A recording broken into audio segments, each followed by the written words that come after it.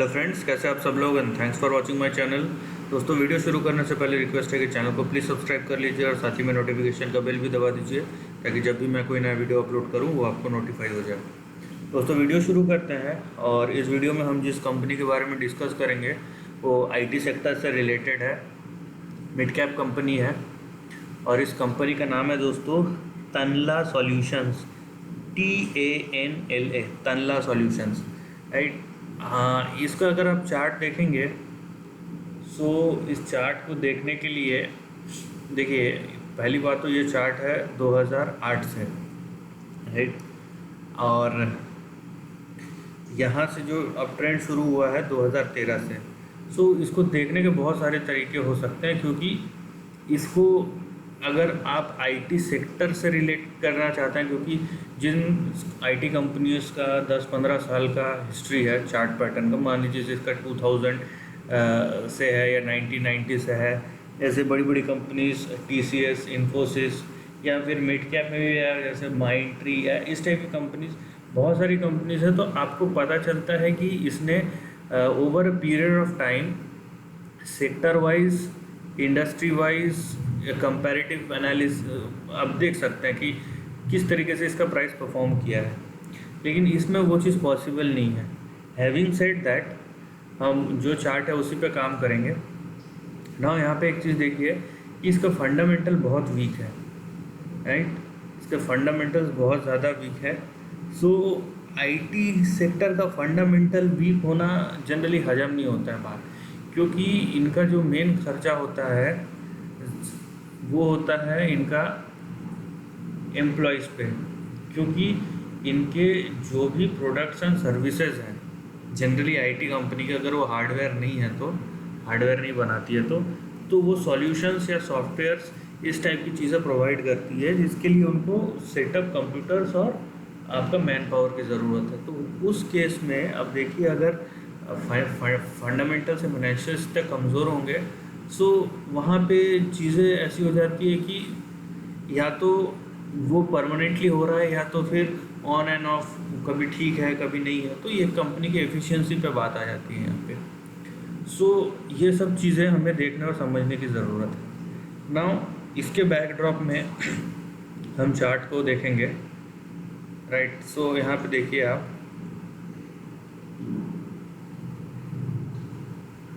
यहाँ पे ये चार्ट दिखेगा। सबसे पहले तो ये इतना ज़्यादा स्टीप फॉल है 2008 के बाद से, और ये 2013 तक कंटिन्यू होता है। जबकि आप दूसरे कंपनीज देखेंगे कि 2008 के बाद से कोई ढंग का रिकवरी भी नहीं है। यहाँ पे देखिए 2009 से यहाँ पे जहाँ पे रिकवरी हुआ था, ये हार्डली कोई रिकवरी आया है, उल्टा नीचे चले गया है।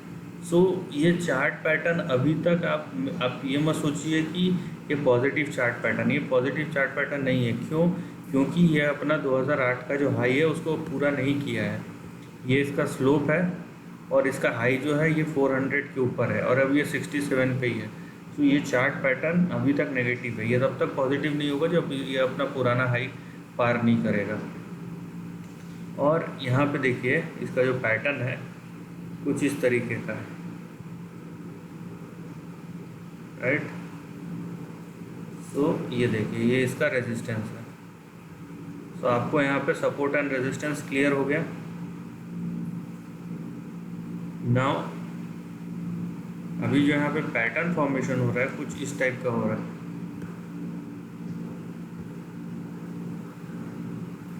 ठीक है। तो मैं इसको हटा देता हूँ फिलहाल। तो यहाँ पे देखिए इस टाइप का ये पैटर्न फॉर्मेशन हो रहा है।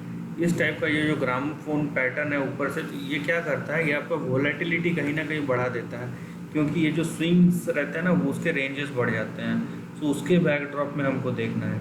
सो सबसे पहली चीज़ तो ये देखिए इसका सपोर्ट लेवल जो कि 26 का है। सो 26 से नीचे इसका शेयर प्राइस नहीं गिरना चाहिए किसी भी हालत में, क्योंकि अगर ये 26 के नीचे गिरता है तो यहाँ पे फिर जो नीचे के लेवल्स है, इवन यहाँ पे देखिए 15 और ये 7 और इनफैक्ट ये यहाँ पे 2 रुपये तक आ गया। सो इतने नीचे के लेवल्स खुलने की प्रोबेबिलिटी हो जाती है। वो इसलिए मैं बोल रहा हूँ क्योंकि ये मंथली चार्ट है, भले ही एक बार में ना हो लेकिन हो जाएगा। ऊपर देखिए जब तक ये लाइन क्रॉस नहीं कर देता, मतलब अराउंड 90 से लेके यहाँ पे 110 तक,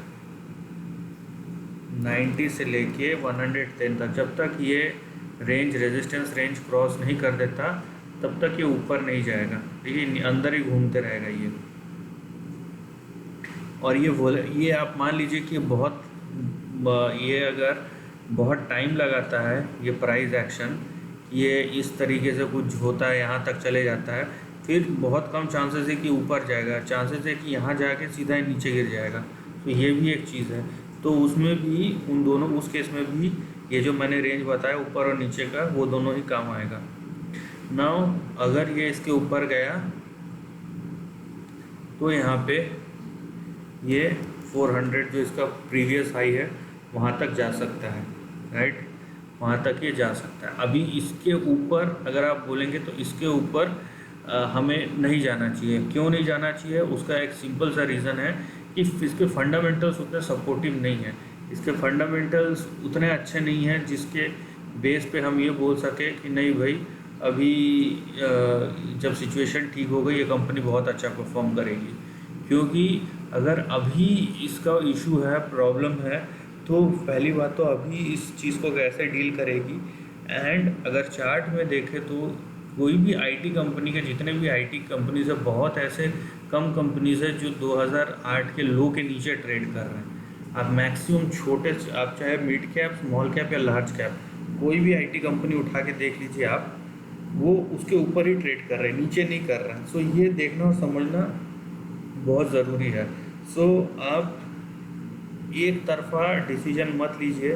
हो सकता है IT company, IT sector perform करे, लेकिन ज़रूरी नहीं है कि उसमें बहुत सारी चीज़ें जो अंडर परफॉर्म कर सकती है, बहुत सारी चीज़ें हैं जो आउट परफॉर्म कर सकती है। तो इस चीज़ का ध्यान रखना है। So this is the end of the video दोस्तों। वीडियो पसंद आया तो लाइक और शेयर कीजिए, थॉट्स कमेंट सेक्शन में लिख के बताइए, और ऐसे ही नए कंटेंट के लिए चैनल को प्लीज़ सब्सक्राइब कीजिए।